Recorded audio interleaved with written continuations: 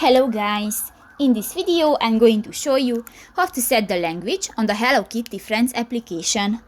But first of all, I just want to mention, please don't forget to subscribe to our channel, because at 100,000 subscribers we are going to show you our YouTube revenue statistics and growth strategy, how to make money online.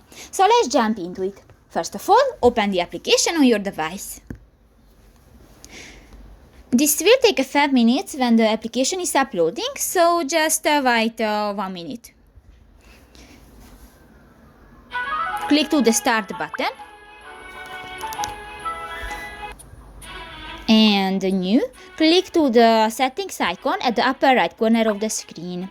Here you can find the language option and you can select Korean, Chinese, Japanese, English and others.